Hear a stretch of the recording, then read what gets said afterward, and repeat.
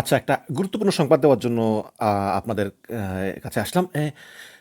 আপনার আওয়ামী লীগ যে মানে কত বড় খারাপ, মানে ইবলিসকে তারা ফেল মারে।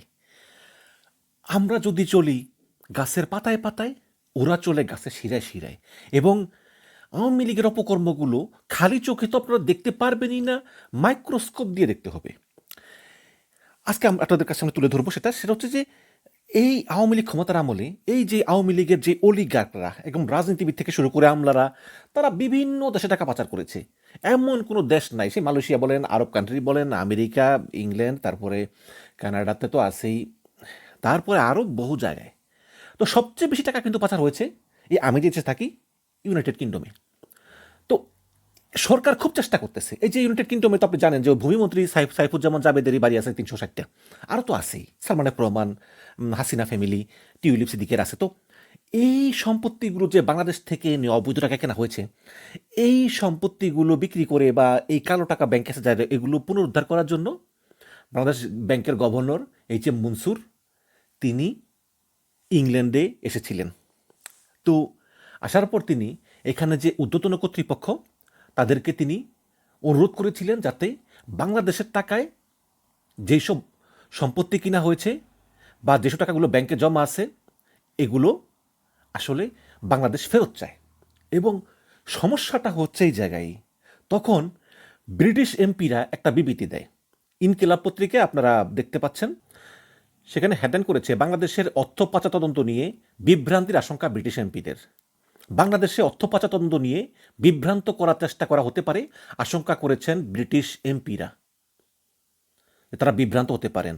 বাংলাদেশ থেকে যুক্তরাজ্যে পাচার হওয়া অর্থের সন্ধান কার্যক্রমে নেতৃত্ব দেওয়া ব্যক্তিকে প্রশ্নবিদ্ধ করতে এই ধরনের বিভ্রান্তিমূলক প্রচারণা চালানো হতে পারে বলে মনে করছেন ব্রিটিশ এমপিরা। মানে এই যেই টাকা পাচার যে আনবে ইংল্যান্ড থেকে, এটা নেতৃত্ব দিচ্ছে বাংলাদেশ ব্যাংকের গভর্নর, তাকে প্রশ্নবিদ্ধ করতে বিভিন্ন বিভ্রান্তিমূলক প্রচারণা চলতেছে। এটা কে বলতেছেন? এটা ব্রিটিশ এমপিরা বলতেছেন। সোমবার ব্রিটিশ সংবাদ মাধ্যম দ্য গার্ডিয়ান তো আমরা চিনি, অত্যন্ত ঐতিহ্যবাহী একটা সংবাদ মাধ্যম ইংল্যান্ডের। তো ব্রিটিশ সংবাদ মাধ্যম দ্য গার্ডিয়ানের এক প্রতিবেদন এসে কথা বলা হয়েছে। এই সংবাদে বলা হয় যে বাংলাদেশ ব্যাংকের গভর্নর আহসান এইচ মনসুরকে নিয়ে এই সন্দেহজনক ইমেল পেয়েছেন ব্রিটিশ এমপিরা।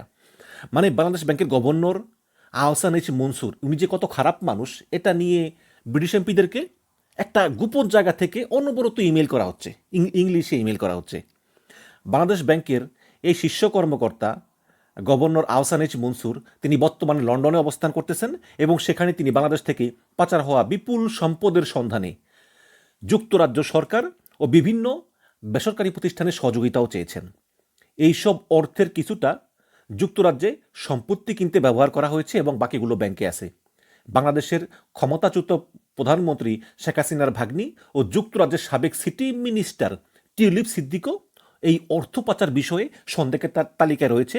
চলতি বছর ঢাকায় দুর্নীতি দমন কমিশন তার বিরুদ্ধে একটি মামলা করে, যার পরিপ্রেক্ষিতে টিউলিপ মন্ত্রিত্ব থেকে পদত্যাগ করেন। তবে টিউলিপ সেসব অভিযোগ অস্বীকার করেছেন। এখন ব্রিটিশ এমপির আশঙ্কা করতেছেন যে বাংলাদেশে এই যে এই ইমেল করা হচ্ছে একের পর এক, যে গভর্নর আহসান এইচ মনসুর তিনি লোক ভালো না, আরও বিভিন্ন কথাবার্তা বাংলাদেশ সরকারের বিরুদ্ধে, ইউনুস সরকারের বিরুদ্ধে। তো ব্রিটিশ এমপি আশঙ্কা করতেছেন যে এই যে একের পর এক ইমেল করতেছে, এতে বাংলাদেশের যে টাকা পয়সাগুলো যে পাচার হয়েছে এই দেশে, এগুলোর তদন্তেরটা আরও জটিল হয়ে উঠতে পারে। কারণ এই বাংলাদেশ ব্যাংকের গভর্নর আহসান এইচ মনসুরের বিরুদ্ধে মিথ্যা সংবাদ প্রকাশ করা হচ্ছে। তখন সাংবাদিকরা গভর্নর মনসুরকে জিজ্ঞেস করেছিল যে ঘটনা কী। তখন গভর্নর মনসুর বলেছেন যে যারা এই টাকাগুলো পাচার করেছে তারা আমার সুনাম নষ্ট করতে নানাভাবে আমাকে টার্গেট করতেছে। তো এই গেল ইনকিলাবের ঘটনা।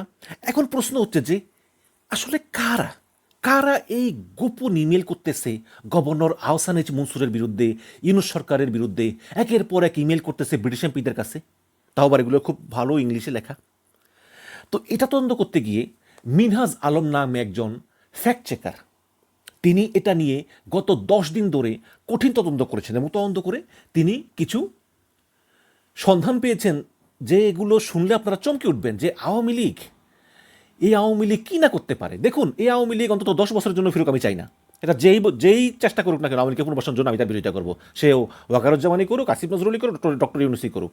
আমি চাই না যে আওয়ামী লীগ ফিরে আসুক, কারণ তারা কোন পর্যায়ে চলে গিয়েছে যে এই পাচারকৃত 2 নম্বরই টাকা তারা ইংল্যান্ডে নিয়েছে, সেগুলো রক্ষা করার জন্য তারা যার পণ্যে উঠে পড়ে লেগেছে।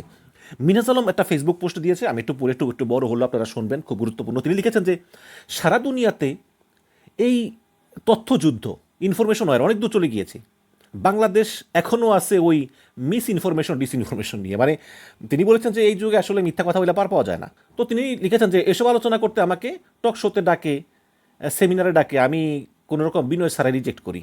অথচ সারা দুনিয়া এখন চলছে ইনফরমেশন ইনফ্লুয়েন্স অপারেশন। এর মানে আপনাকে ভুয়া খবর দিয়ে ঘায়েল করার পুরানো কায়দার বাইরে এসে একটা গ্রানাড নেগেটিভ দিয়ে আপনাকে ঘায়েল করার চেষ্টা করবে।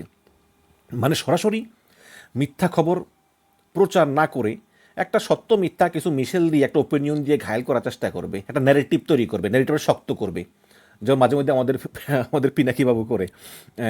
সেখানে কিছু ভুয়া খবর থাকবে, আবার কি সত্য খবর থাকবে, এরকম করে একটা অল্টারনেটিভ ট্রুথ বা আনইউজুয়াল অ্যানালাইসিস এবং কনসেন্ট ম্যানুফ্যাকচারের মাধ্যমে সেটা একটা আলাপ। তো এরকম চলছে যে গত 2-3 দিন আগে দ্য গার্ডিয়ানের যে নিউজটা আপনাদেরকে বললাম, যে ওই যে ব্রিটিশ এমপিরা বলছে যে যে বাংলাদেশ ব্যাংকের গভর্নরকে বিভ্রান্ত করা হচ্ছে, তো এই নিউজটা প্রকাশের কয়দিন আগেই ভার্জিনিয়া,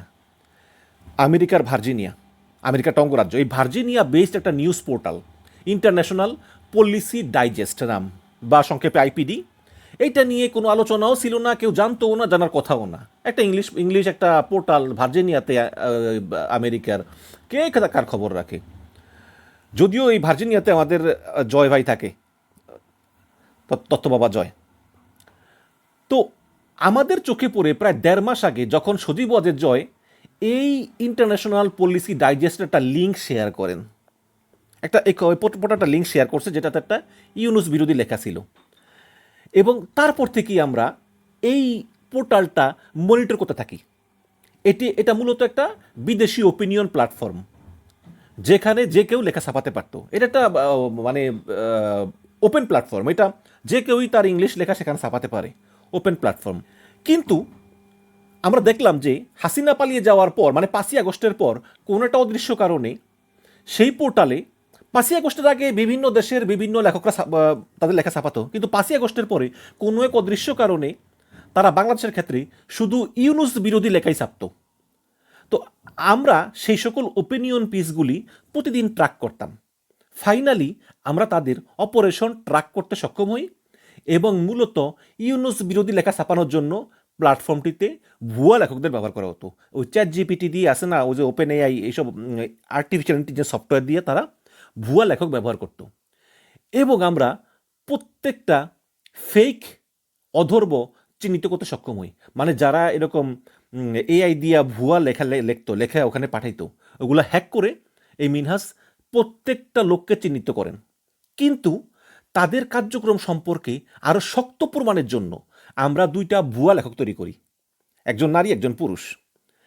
তো আমরা 2টা লেখা পাঠাই, মানে এই মিনাজ সাহেব তারা ছদ্মবেশে, তারা লেখক হইয়া তারা 2টা লেখা পাঠায় সেই পোর্টালে।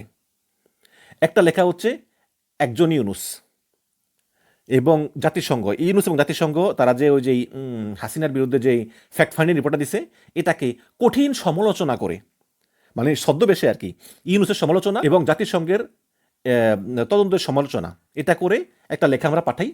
আরেকটা লেখা আমরা পাঠাই এক মহিলাকে দিয়ে, সেটা হচ্ছে নতুন যে দল, ওই যে নাহিদদের এনসিপি, সেই এনসিপির পক্ষে একটা লেখা, যে তারা কিভাবে হাসিনাকে পরাজিত করেছে, তারুণ্যের জয় হয়েছে ইত্যাদি। 2টা লেখা পাঠাই, এবং 2টাই আমাদের তৈরি ভুয়া প্রোফাইল এবং ভুয়া ইমেল এবং ভুয়া সোশ্যাল মিডিয়া প্রেজেন্স তৈরি করা একটা মানে ভুয়া লেখকের নামে ছদ্মবেশে, এবং করে 2টা লেখা পাঠায়। মজার ব্যাপার হলো তারা ইউনুসের বিরুদ্ধে যে লেখা সেটা খুব ভালোভাবেই ছাপে, এমনকি ওই লেখার টাইটেল বদলে ভিতর দিয়ে অনেক লাইন পরিবর্তন করে এটাকে আরও বেশি ইউনুস বিরোধী করে তোলে। কিন্তু নতুন দল এনসিপির পক্ষে দেওয়া লেখাটি আজ প্রায় 23 দিন হলো তারা ছাপাচ্ছে না। যখন সম্পাদককে ইমেল করলাম যে ছাপাচ্ছেন না কেন, তখন তিনি ওই বিভিন্ন ভূগোল বুঝ দেয় যে হচ্ছে সেই হচ্ছে আমাদের ওই ইয়া নাই, আমাদের ওই যে যারা প্রুফ রিডিং করে তারা নাই, যারা ওই যে দেখে লেখাটি আছে তারা নাই, এরকম এরকম আর কি বিভিন্ন আজে বাজে মানে ভূগোল বুঝ দেয়।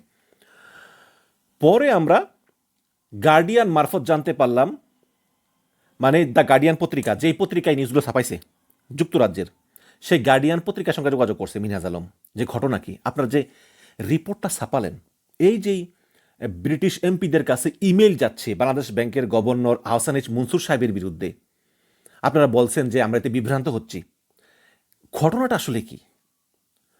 তখন এই গার্ডিয়ান বলছে এই পোর্টাল থেকে কপি করে এই ইমেলের মাধ্যমে আমাদেরকে অনবরত ইমেল করা হচ্ছে, যাতে বাংলাদেশ সরকার এই যে কালো টাকা ফিরিয়ে আনতে চায় বাংলাদেশে ইংল্যান্ড থেকে, এটা যাতে ব্যাহত করতে পারে।